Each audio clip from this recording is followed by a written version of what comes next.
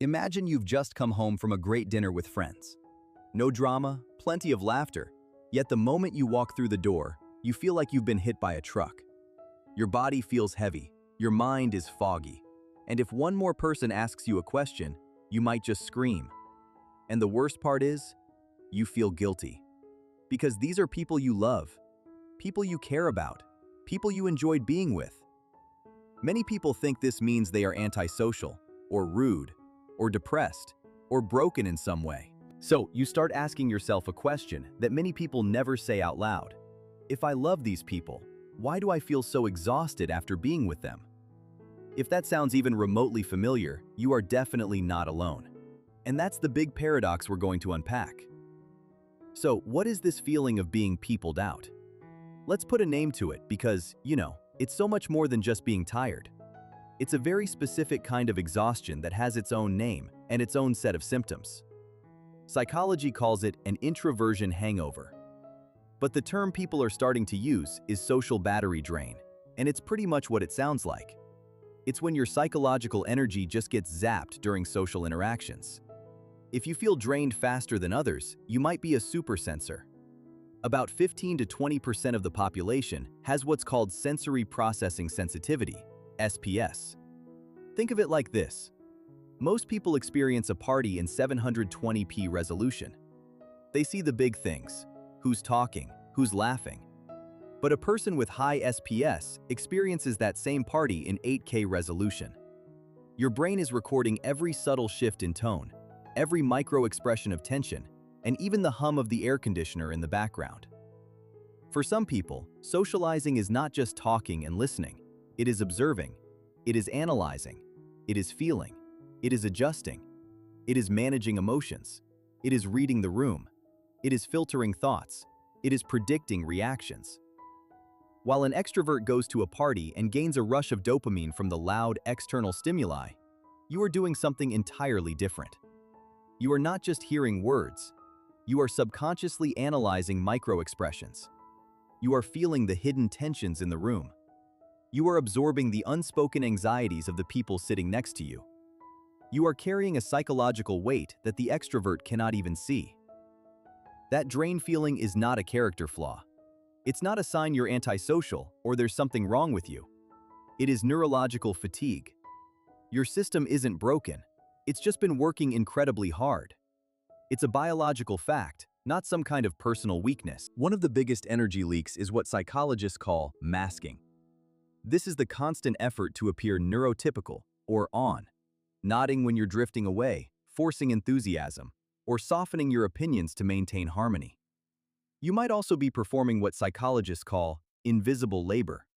You are the one mediating between two friends. You are monitoring the room to make sure everyone is comfortable. You are mentally translating group dynamics in real time. This is exhausting because it requires sustained attention, which is mentally expensive. You aren't just talking, you are running high-end video editing software on a machine that needs a break. In 1851, the German philosopher Arthur Schopenhauer observed this exact social exhaustion. To explain it, he created one of the most famous metaphors in the history of psychology, the hedgehog's dilemma. Schopenhauer imagined a group of hedgehogs in the freezing winter. To survive the bitter cold, they huddle close together for warmth. But the moment they get too close, their sharp quills stab into each other. The pain of the crowd becomes unbearable. They bleed. So they pull apart. But when they are alone, they begin to freeze again. They move back and forth, suffering the pain of the crowd and the cold of the isolation, until they finally find the exact distance where they can feel a little warmth without being bled dry by the spikes. Schopenhauer realized that human society operates on the exact same law.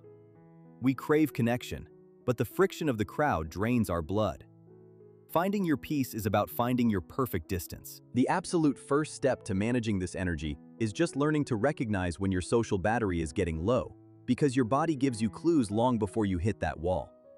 Emotionally, you might just feel irritable, snapping over little things.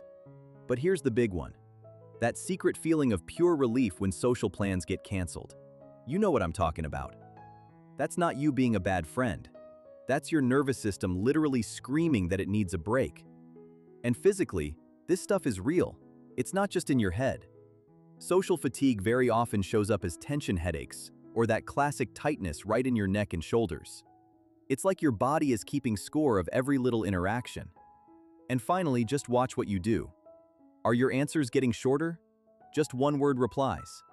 Are you starting to look away? Avoid eye contact? Or maybe your hand keeps reaching for your phone. These are all little ways your body tries to pull back and conserve whatever energy it has left.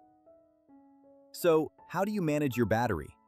Here are 3 strategies backed by modern therapists. The glass wall boundary. If you're stuck in a draining conversation, visualize a transparent glass wall between you and the other person. You can see them, you hear them, but their emotional energy cannot penetrate your space.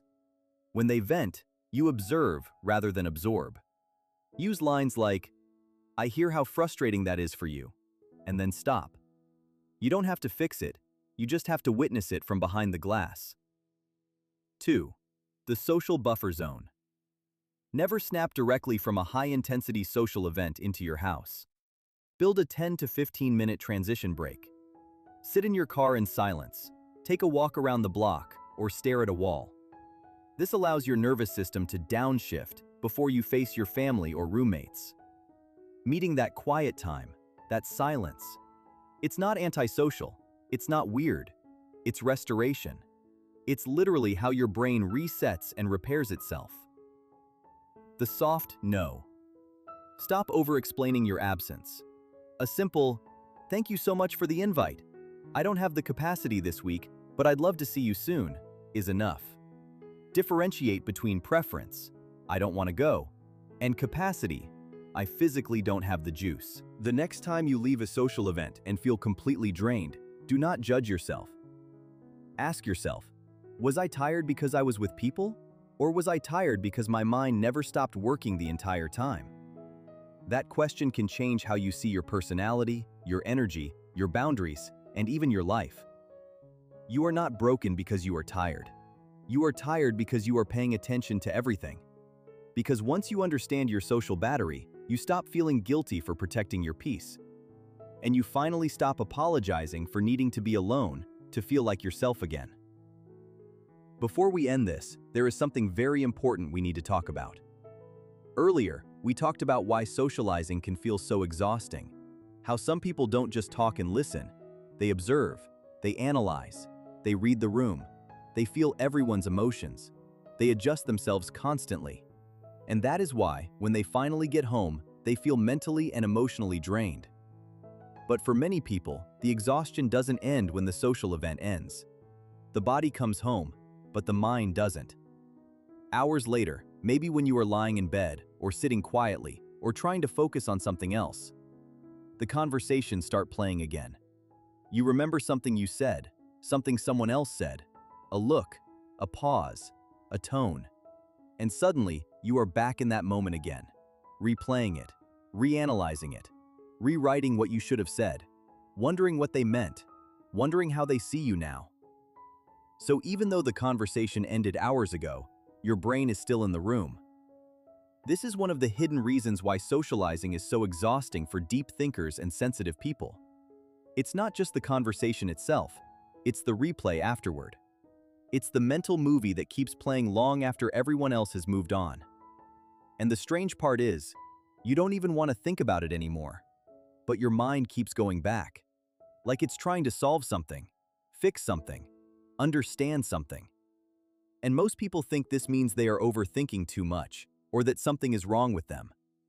But there is actually a psychological reason why your mind replays conversations over and over again. And once you understand this, you will start to be much kinder to your own mind. Because you will realize you are not weak, you are not broken, and you are not the only one who does this. In the next video, we are going to talk about why you replay conversations in your head, what your brain is actually trying to do when it does this, and how to finally quiet those mental replays so you can rest, move on, and stop reliving the same moments again and again.